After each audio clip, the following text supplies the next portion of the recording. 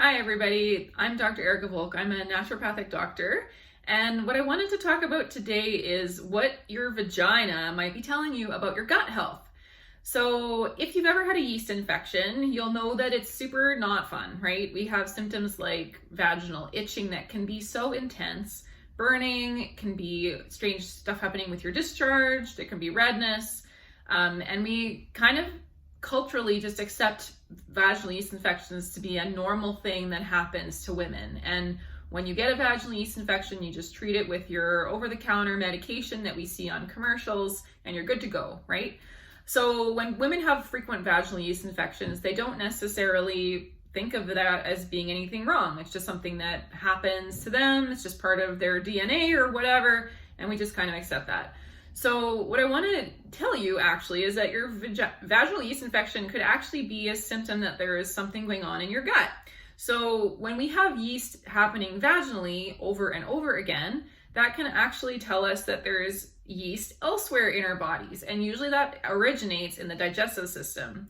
So I find it really interesting how often I'm chatting with patients who have digestive complaints, and then when I ask them about their if they have had a vaginal yeast infection before, they say, oh yeah, like I get them every couple months, or I've had one a year since I was like 12 years old or something like that. And usually it's because we haven't actually dealt with the original issue, which is yeast in the gut. So there are ways of testing and treating yeast in both the vagina and the digestive system. But some of the things to think about would be like, what causes yeast in the gut is a question that can happen or can come up sometimes. And so some of the things that can cause yeast overgrowth in the intestinal system would be things like a high sugar diet, taking antibiotics. So it's not uncommon to see development of a yeast infection following taking an antibiotic.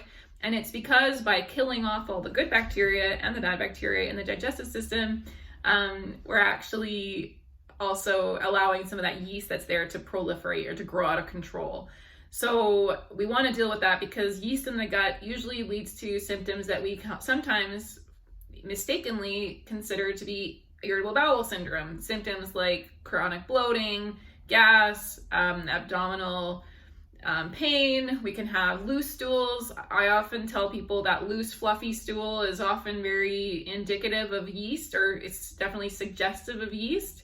Not that that's the only thing that can cause that, but yeah, so if vaginal yeast infections and gut symptoms are both together in a person, often we'll see other symptoms too of yeast, like brain fog, maybe skin issues like acne or skin rashes. We might see frequent headaches, irritability, lots of sugar cravings or cravings for carbohydrates. So those are kind of classic red flaggy type of symptoms that would suggest there may be a yeast problem. And the nice thing with yeast is it's super easy to treat. So we treat yeast by killing it off and rebalancing the gut microbiome and the vaginal microbiome. So, these are things that are doable if the symptoms are there. What else is there to say about that? Really, that's all I wanted to say today. So I just want to put a plug out there for everyone who's just accepting their vaginal yeast infections on a regular basis. Don't. These are not normal symptoms that you just have to deal with. So talk to a naturopathic doctor like myself or someone in your area and try to get some answers because you deserve better. Okay, that's all I wanted to say for now. Goodbye.